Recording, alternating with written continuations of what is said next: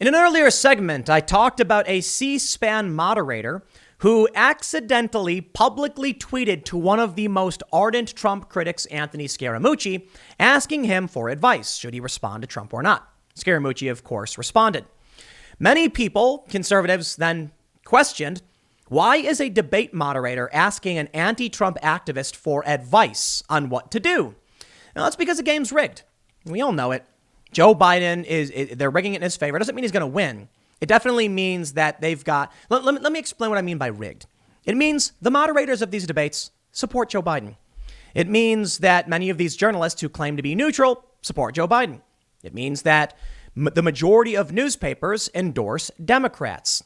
That's what I mean by rigged. So this Scully guy, he claims after he gets caught tweeting at, Scaramucci, oh no, it was an accident. I mean, I was hacked. That's it. I was hacked. So sorry about that. Well, Fox News has the facts. Steve Scully, the moderator in question, has history of blaming hackers for posts made on his Twitter account. The C-SPAN host's previous hacking claims date back to 2012 and 2013. Yes, this guy, this journalist, just blames hackers every time he posts something dumb. The dude doesn't know how to use Twitter, but I can tell you this, to be fair, if he's going to publicly tweet at Anthony Scaramucci instead of direct messaging him, then maybe he really is getting hacked because he has no idea what he's doing. And maybe, I don't know, his password is password or something. Check this out. They say presidential debate moderator Steve Scully claimed through a statement by C-SPAN Friday that he believed his Twitter account was hacked after a tweet showing him reaching out to outspoken Trump foe Anthony Scaramucci went viral Thursday night. However, resurfaced tweets show that Scully has a history of blaming hackers for his social media posts.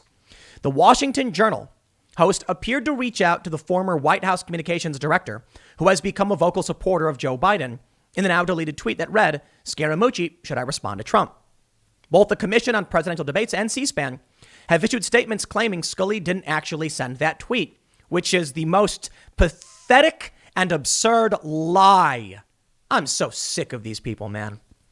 C-SPAN statement said Scully did not originate the tweet, adding that CPD was investigating the incident with the help of authorities. So let's see the police report, because you're lying, and we all know it.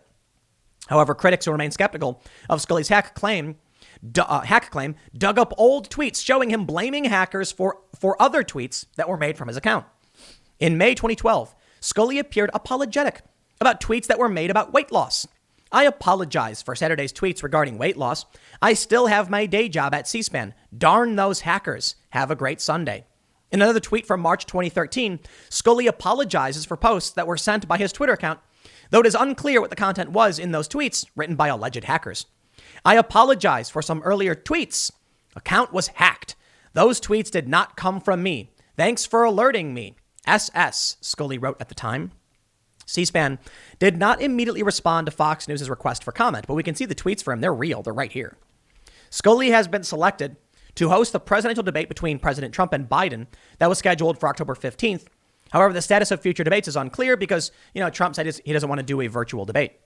Frank Fahrenkopf, a co-chairman of the commission, first made the hacking claim to Fox News' radio's The Brian Kilmeade Show. Steve is a man of great integrity, okay? I don't know this question about whether he tweeted something or not. I do know, and you'll probably pick up on it in a minute, that he was hacked. Apparently, there's something now that's been on television and the radio saying that he talked to Scaramucci. He was hacked. It didn't happen. Yes, the hackers broke into his account to ask for advice from Anthony Scaramucci. Just shut up. Just stop. What should have been a seemingly innocuous story that could have just resulted in him saying, okay, I made a mistake, is now over-the-top lies and deception. And now we have more evidence of that fact. The game is rigged, okay? The game's rigged. Isn't it obvious? This guy is going to get all the people in media to cover for him. They're not going to challenge him in any way. And who in their right mind believes these people? They just Joy Reid. I was hacked. I didn't actually say that. Someone wrote that blog, not me. Oh, shut up. We know it was you. How utterly pathetic. Listen, the point is the game is rigged. And they talk about Joe Biden on these debates, being honest, and Donald Trump being the liar. That's what the media is saying. I want you to look at this story, and I want you to realize you're being lied to. They say that Joe Biden is not going to ban fracking and that Mike Pence was lying and that Kamala Harris won. CNN said she won at least. Let me show you what's really going on. Progressives, including the Squad, release agenda to push Biden to the left. Working Families Party People's Charter calls for free health care, universal child care, and canceling student debt. Joe Biden will absolutely pander to these people. That's the name of the game, baby. They say the Working Families Party People's Charter calls for free public health care, universal child care, creating millions of green jobs, canceling student debt, a $15 minimum wage, and shifting money away from police departments and towards investments in schools and communities. In simple terms, the Green New Deal and defund the police.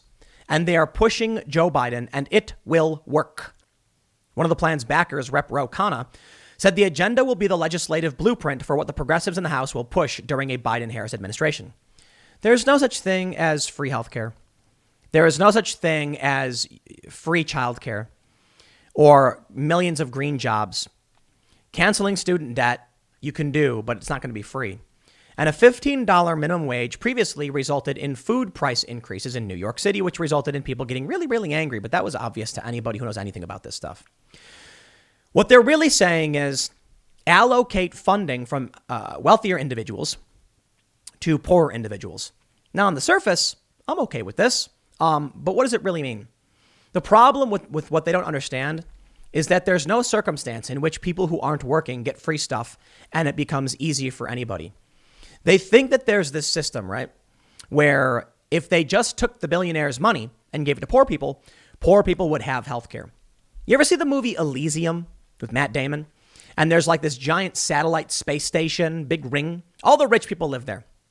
And they have these booths or whatever, tables, I don't know. You lay in them and it cures you of all disease, removes cancer from your body. If only they would give the poor people access to these little healing stations for which they apparently have thousands. But they just refuse. Why? Oh, because they're rich. And that's what the rich do. That's what they think. They think if they can just raid the station, there's cures for everyone, for everything. The reason why people can't have access to healthcare is because there is a finite amount of space and doctors to perform the healthcare. Have you ever been in a waiting room? I remember when I broke my hand. I was 16 and I had to wait. And I'm like, I really need someone to help my broken bones. And I just sat there waiting. I remember when other people had been sick or injured and we just had to stay and wait. There's a reason why you wait. And there's a reason why there's like long wait times in emergency rooms because there's not enough doctors. So the solution for free healthcare means more doctors, more hospitals, more schools. All of that will just require more work. And then they say, well, that's what the green jobs is.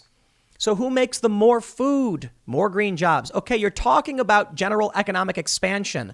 That's it. That's happening. Trump is talking about it. He's talking about GDP growth. It's making people live better. Anyway, look, this is supposed to be about the media. Make me go off on the left. What's happening is that Joe Biden is pretending to be a moderate. He'll get up on stage and say he won't ban fracking because he's scared of losing union voters in Pennsylvania. But then he'll go to these rallies and say he absolutely will ban fracking because he's scared of losing college votes who won't vote for him anyway. Talk about dumb. Well, now they're publicly saying they won't ban fracking. The progressives are angry.